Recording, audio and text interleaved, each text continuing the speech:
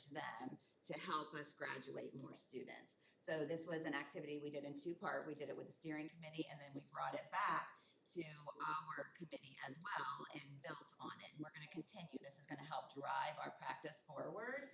So you can see that some of the recommendations we received over here were all staff is included in training needs and instruction staff, trained staff, they are the experts. So we're referring that to school leadership for review and adaptation at their sites. So we're trying to take our strengths and leverage them. If you look here, they had lots of input on our buildings, beautification clubs, and so forth. So we'll be referring that to our colleagues over there in DSP4. So we think good stuff is coming out of that and making the connection to Portrait of a Graduate. Why is building our staff going to help us graduate more students? So that's the connection we've been making. And then that was twofold. We also looked at our risks in addressing those challenges and our weaknesses and how can we strengthen them so we can, again, continue to graduate more students.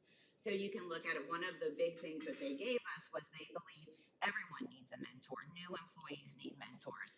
So just like our teachers get them, because that's something we normally do, but we don't do that with a paraprofessional or a custodian or someone in food service. So that's something that might be referred to the bargaining team because, of course, that's an additional cost. So that's how we're working on that. And, of course, housing. Per your direction, we're already working on that with the county and our partnership. So that was good. I shared that information with them that that's something that we're working toward. So good stuff is coming out of it. All right, with that, we have some substitute data. We usually share that this time of year with you all, how we're doing with substitutes.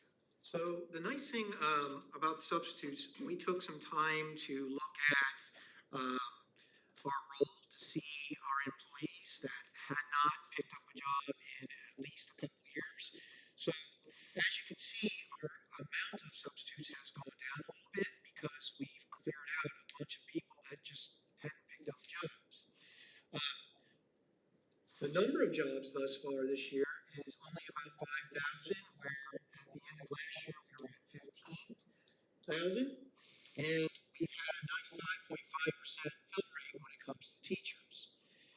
For the support staff, again,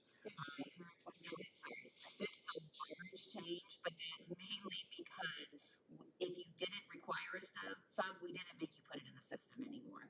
So if you were a non-classroom instructional person, payroll worked with us and we did an update to our system so that they only had to enter twice. If you remember, that was something we were taking off of teachers' plates. So if they didn't require a sub, they didn't have to put it in two systems. So that's the drastic difference there. It wasn't like we are not pulling them out as much, but that was really what attributed to that large change. When it comes to support staff, again, we did the same thing. We went through the data to look at employees that had not picked up a job in at least a couple of years. So we did reduce some of our force down to 171 there. Again, 3,439 jobs this year have been taken out of 9,247 the previous year. Again, as Dr. McElroy said, if there's a no sub required, they don't have to put that in, so those jobs are picked up, especially if there's a no sub required. We did increase from 69.5% fill rate to a 70.3%. That's for support staff, Yes. which it is hard to get our support staff subs anyway, but our teacher fill rate is at 95.5, so good stuff. All right, we're gonna talk a little bit about benefits and wellness now because this is the time of year we usually share with you how it went with open enrollment. Good And Angela's morning. gonna do that for us. Yes, good morning. So, yes, talking about benefits and wellness, this is some statistics here from our Centria team. And this is looking over a 4-year period, so from 2023, obviously, all the way up to 2026. And what I want to point out here and what this is showing is that we are trending in the right direction here, in that we want to provide more of a benefit to our employees. So we are trending in the right way. We definitely had from last year to this year, we had a decrease in those people that went on EBRA. And we had a steady from 25 to 26, those that are on our insurance plans. On the right side, what this is showing is our annual medical and RX costs per covered employee. So you're seeing where we have the trend here, and even though, which is really a national trend of insurance's, costs going up, we are providing a better, benefit in terms of wellness and getting people what they need. Can you stop and go Yes. back on that other slide? So that second picture there,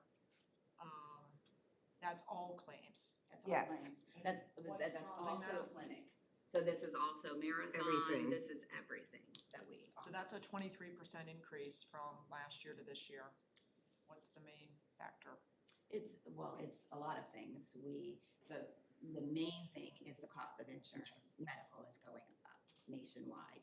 Additionally to that, we do have more people participating in our plans, which is gonna cause some increase as well. And then we made a shift in HSA this year that caused some additional increase as well. So Can you explain that a little bit more?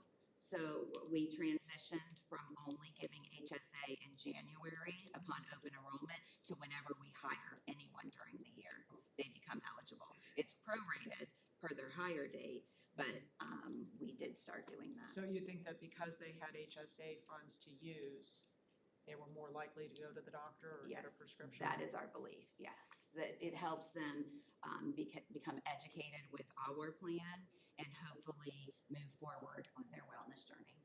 Okay, well, that's a very concerning trend, It is. right? If we see that continuing on that trend, 23% increase for the coming years, we're definitely gonna need to have a discussion about that. Yes. But like you said, that's all claims though too, right? It could be some very major claims. That was why I asked the question. Is I in mean- addition to stop loss. Are there some outliers? There always is. There's So two there always really is, then high that cost- doesn't explain it then. Well, sorry. There's two really high cost claimants this year that have exceeded the $500,000 mark, which our stop loss picks up at 370. So, but it was just, a heavy year for some treatments as well. So you had two people that met that maximum then before it goes to the stop loss? Correct. Okay. And the top three people are in the 250 plus. Most everybody else is below 100,000. So that's what's different this year. So Yeah. unfortunately, there is some outliers that skew that data. Those tilt to you. Okay. And if I remember right, it does often trend this way, like there's an up and then a down, and hopefully we see a decrease, but Seems to me like over the years that I've been doing this for 10 years, when we have a decrease is because then we put some things in place with our benefits to discourage people from utilizing. that has happened. Because the cost of healthcare is not going down next year. It is not. I don't think. I think I can say that with certainty. No. That's right. So this year, for the 26, we did add a lot of different voluntary benefits that were not available prior to previous years. And I'm happy to report that we really did have a significant enrollment in those benefits. Now, this is a complete cost to the employee.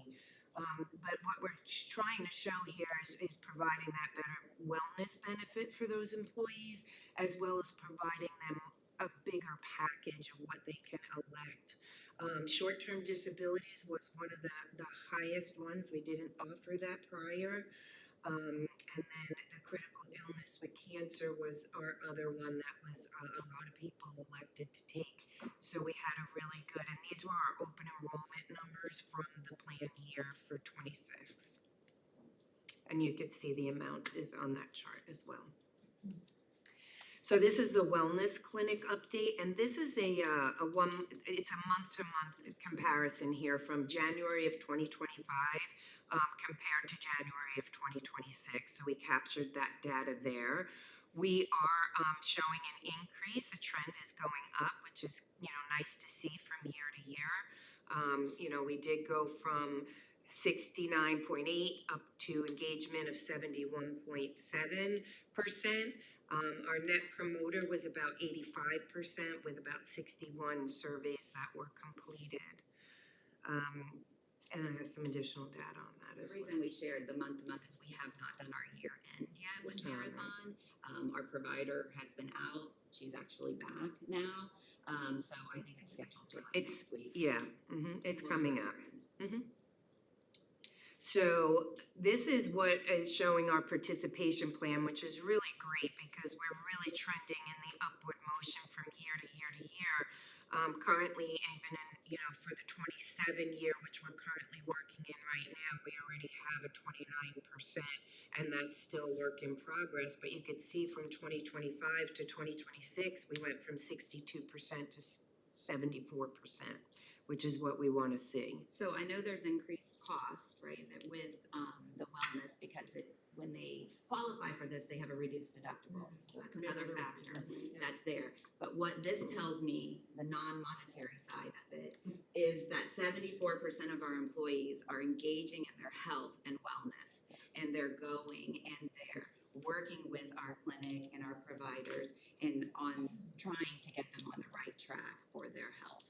So yes, costs are going up and there is things, but for me, I mean, that's such a huge drastic increase that I feel like we're trending in the right direction with that. We have to mitigate the costs, of course, but yes. And then this is just detail for this particular upcoming plan year, just to give you an idea. So we have eligible is 1,756. We already have 514 members that are participating in different degrees, because there's either, you can see the breakdown here. If they did the biometric screening, different types of ways. So it's really showing that we're in the right direction, and this starts from September of 2025 for to be eligible for the 2027. So we are doing really well. You can see that December was a high month where people go in and get all their stuff taken care of. So this is really good stuff to see that we're on this trend. And benefits VIP, this is where now our benefits is all going through what's benefits VIP. So this is a tally from June of 25 through January of 26, and it shows the engagement that our employees are having with benefits VIP. So what they do is if they have a question about benefits or anything, they're calling directly to benefits VIP, and they're providing the answers, the resources, everything that needs, and it's been really a positive program that's really been working very well. This just provides you some data of the different types of reasons why people are calling, how many cases we had, and then also comparing it to all types of clients and benefits VIP and clients of our like size.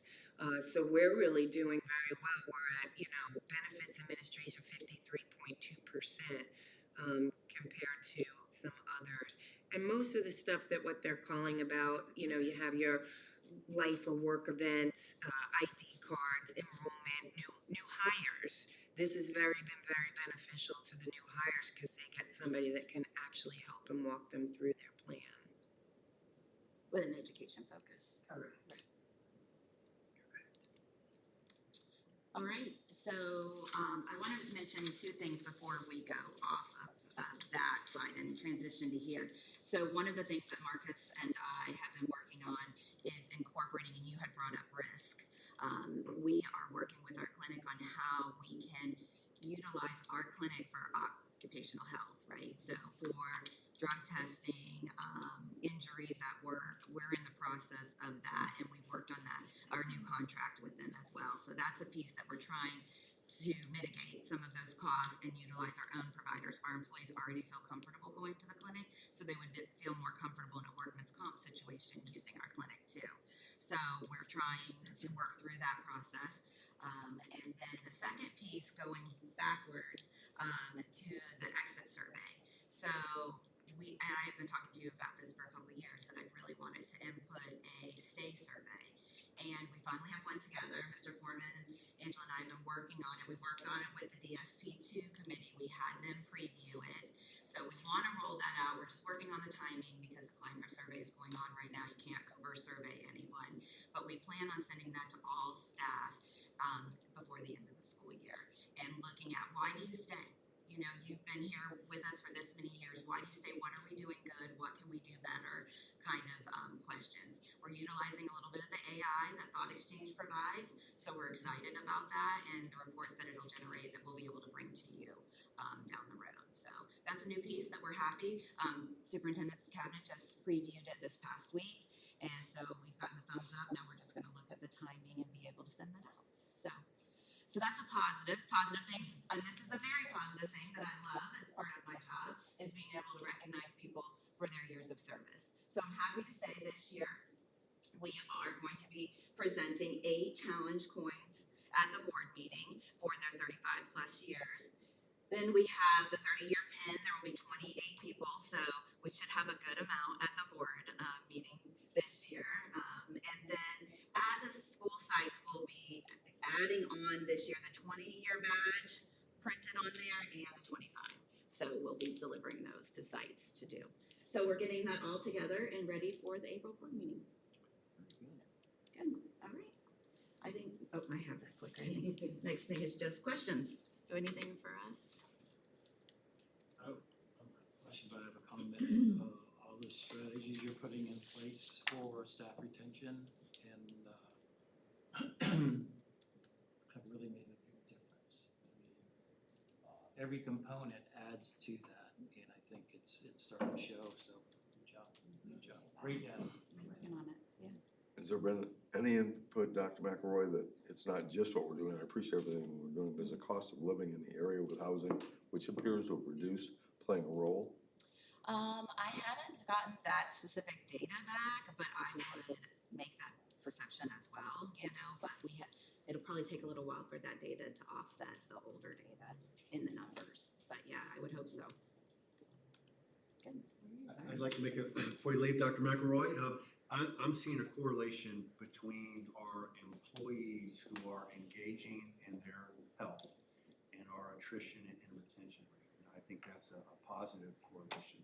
But we know we can't get to where we want to do with our portrait of graduate or our academic achievement without having a strong workforce. And so DSP2, that is what you all are focused on. And I do want to go back to, I think it was the 3rd slide. You know, I'm stating the obvious here, but I think it's worth mentioning. When we started this whole concept of developing our strategic plan, we went in with the mindset that we needed to collaborate. It needed to be a group effort. We're stronger as a group than we are individually. And you saw evidence that in who is on, and all of our priorities, but this one especially, we've got Teachers of the Year, we have unions, we have principals, we have district staff all coming together to do things like the surveys and problem solve and do some brainstorming. So kudos to you, Dr. McElroy, and your team for really running a very highly effective priority 2. Thank you. Thank you. Thank you. Stay here. You can leave. And the 95.5% fill rate for substitute is outstanding. No one can beat it. I mean, I have these companies calling us every day, and I give them that stat, and they're like, ooh. All right, thank you very much. Next up, we have school start and stop times. So Mr. Harvey and Mr. Bedford can come on up. Good morning. Good morning. So, obviously, the state is interested in changing the start and stop times for schools at the high school level, at the and at the middle school level, having some timelines in there that they want. So they've asked the districts to go through a process to determine whether or not the district wants to proceed with that or not. So what we were charged with doing was to get some information out to schools, and we want to go through the process of how we included stakeholders, parents, schools into this process. So one of the first things that we did was we said, okay, what does the state want? So these are the 3 things that the state wants us to report to them to make sure that we've gone through a process to include how many meetings have we had, were there opportunities for parent input into the start-stop times. And so we felt the best way to do that was through the SAC meetings. And so with the SAC meetings, we had a very specific process that we wanted the school principals to follow. the first thing was that it was important that they advertise the meeting and they advertise the fact that start and stop times were going to be on that meeting. So, you know, we had to make sure that they understood that while all parents are able to attend and give input, that when it comes to a vote at the SAC level, that only members of SAC who have been deemed members through the process can vote on whether or not to recommend to you all whether they want the current start-stop times or they want to change to the new proposed start-stop times.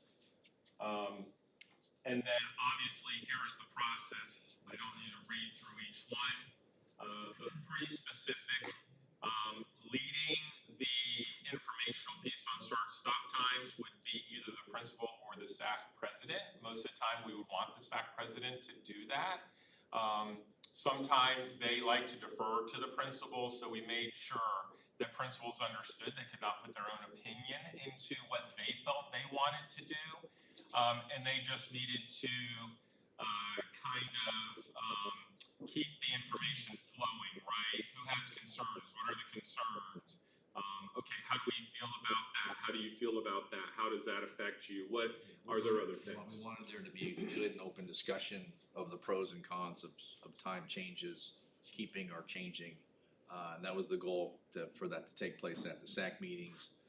Then the votes were taken and we got the results from the votes. They were 100% to keep the times, except one school was a tie, and another school did not have a quorum, which was Charlotte High School, did not have a quorum to vote. So all the groups that had enough members to vote all voted to keep. We had a tie at Port Charlotte Middle School. In Charlotte High, I believe the people that were there wanted to keep the time, but there was not enough of them to get a quorum to vote for. Yes. With the publication edition on the agenda that we were gonna have this particular item on, did it increase participation at the meetings at all, or was it the same approximate attendance? Yeah, they didn't report back to us on that. We can gather that tomorrow. We have a principals meeting with them. We asked them just for the minutes of the meeting, so it doesn't really tell. I guess if we looked at it. What I did notice, but this is not official, would be at the elementary level, it looked like there were more people that showed up at the meetings. Because, and I feel like the reason for that would be because they would be moving to a much earlier start time. I think there was definitely concern amongst your elementary parents that they did not want to go to essentially very close to what the current high school start time is.